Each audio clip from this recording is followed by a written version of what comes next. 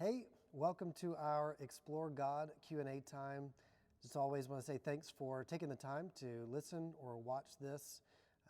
This is just part of our Explore God series as we want to be able to continue the conversation. We recognize that these are big questions that are really hard to answer in one sermon. And so we've just been having this follow-up time to be able to speak to these different questions more. And we've come to the end of our Explore God series, and this past Sunday we covered our last question, which was, can I know God personally? So I kind of said that I think the whole series has been kind of leading up to this, where we've been talking about, does God exist? Is Jesus God? Is Christianity really the way? All these questions really lead to, well, if there is a God, can I actually know him? Can I have a relationship with him? And so what I used was Jesus' story. We often refer to as the prodigal son, but really I think it's a story of a loving father with two lost sons. And we just talked about how Jesus is helping us to see that God is a loving father who does desire a relationship with us. He pursues us, although he lets us choose. That sin is what separates us from God, and sin is not just a list of do's and don'ts and rules, but it is really seeking satisfaction apart from the love of the Father. And what we see in the parable is that sin can take the form of rebellion, running from the Father, running from God in really clear ways, or it can take the form of self-righteousness. A lot of times trying to please the Father, trying to please God with our own good works, not trusting that his unconditional love is what satisfies. And so really we have to come to a place where we confess our need, confess our sin, and trust in his grace. That's kind of where we went on Sunday, just talking about God does desire to know us personally, and here's what keeps us from having a personal relationship with God, and here's how we can have a personal relationship with God.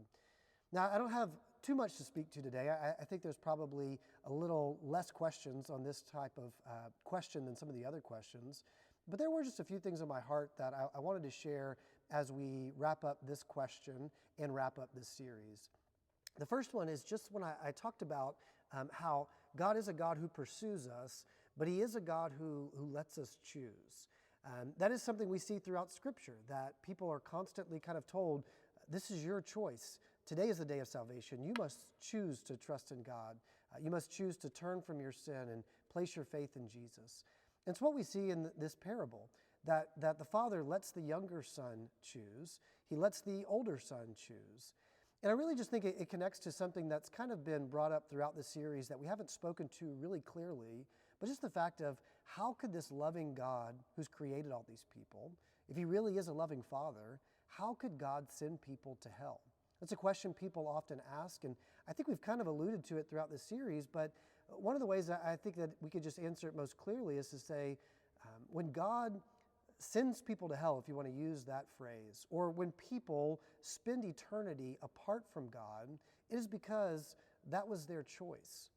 So you think about it, the father lets the younger son go, and the younger son enjoys some things of this world, but then he finds himself in a really terrible place. And you could really probably say, based on the context and the culture of which this story is told, where the younger son was a lot like hell. I mean, he's in a foreign land, separated from his family and the love of his father. He's got nothing left. Now he's with the most shameful creatures there are, pigs, and he's hungry. It's really a picture of hell. And if the younger son doesn't come to himself and trust in the love of the Father and confess his need, he would spend the rest of his life separated from the blessings of his father and the love of his father. Similarly, I mean, it's maybe not as clear in the story, but the older brother is outside the party, outside the house of the father, choosing to kind of pout and be angry. That's really a picture of him separating himself from the loving Father. And what we would say is that people who have chosen their sin choose to separate themselves from God. They look at God and say, I think other things are going to satisfy, and so they pursue those things, and God just gives them over to what they want. And that happens in this life, as we can kind of see in the story, but it also continues for eternity.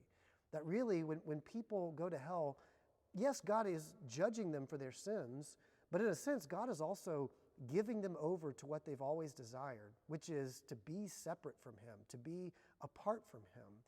And so I'm not saying that talking about an eternal judgment, an eternal hell is always easy, or that's an easy question to answer. I get that it often raises lots of questions and brings lots of concerns in people's minds. But when we think about God giving people over to what they really want in their sin, it does help explain part of the nature of what this judgment is and why this is a choice that many people make. A second thing that was on my heart was just something that came up in my community group when we were continuing this conversation.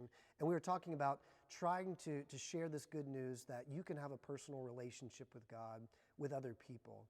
And one thing that we were just discussing is this good news is most naturally, I think, shared with others when we are walking in a personal relationship with God ourselves. Like when our fellowship with God is true and rich, when our relationship with Him is strong, I think that's when we're going to talk to other people about how good it is to know God personally. And we're going to encourage them to have a personal relationship with God.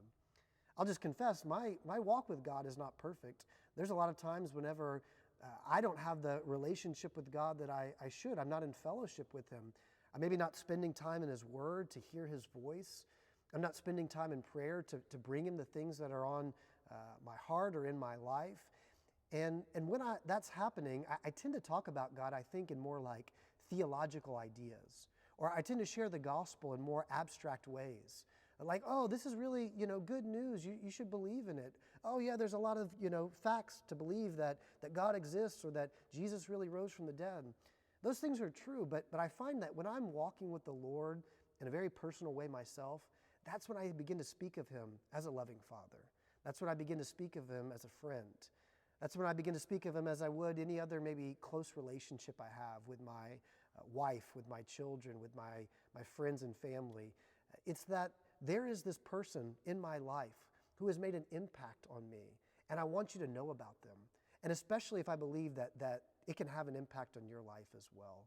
And so I just want to encourage you, as much as we've kind of tried to spend this Explore God series answering questions, trying to encourage us to share these answers and address people's questions when we speak to them, it really begins with, are we walking with the Lord?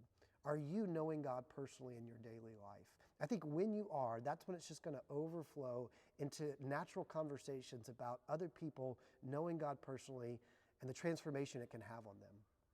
The last thing I just want to speak to as we wrap up this series is I got a couple of comments from people saying that they really appreciated the series. They really appreciated us seeking to answer these questions.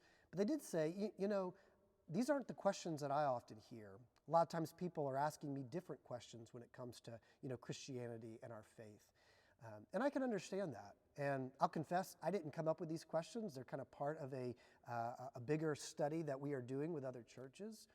But I would say this. I think sometimes we can get so caught up in whatever's the hot topic, whatever's the kind of cultural conversation, and we could think those are the questions we need to be answering. Those are the things that we really need to be, addressing. And it's true, I don't think we should avoid those things, and I think we need to equip ourselves as God's people to respond to the pressing questions of the day. But I also do want to point out the fact that I think every question doesn't come in a vacuum. It comes in a context. That every conversation we're having, whether it's about things like sexuality or self-identity, whether it's political issues, things that are happening in our world, the questions that people are asking or the arguments that they are making, they come in a cultural context. They come with presuppositions and assumptions. And a lot of those things go back to people not believing that there is a meaning in life. People not believing that there is a God who exists. People believing that really I myself am the highest authority in my life. I should seek what I desire and what I think is good. And we can't just answer those questions really at where they're being asked. A lot of times we have to dig a little deeper to what is the narrative that people are believing. What are the foundations that are upholding a lot of these assumptions and presuppositions? If there is a God, then it has to change the way that you approach living your life. If Jesus is God, if you can know this God personally, it has to have an effect on the things that you choose, on how you decide what is right and what is wrong. So yes, I recognize that there's probably a lot more pressing and maybe what we'd call relevant questions of the day. But I would also say is don't always just try to address or answer those questions at the surface level where people are asking them, but try to dig in deeper and see what is the foundation that these questions are being built upon. What are the presuppositions that these arguments are being built upon? And how do they differ from what we actually see in the world, what we actually believe as Christians, and what we can help people understand as they seek to hopefully explore God? So I hope that this series has been helpful to you. I hope it has been helpful in maybe strengthening your faith. Also hope it's been helpful in equipping you to share the gospel with others. And these are things we want to continue to consider. How do we continue to grow in our faith?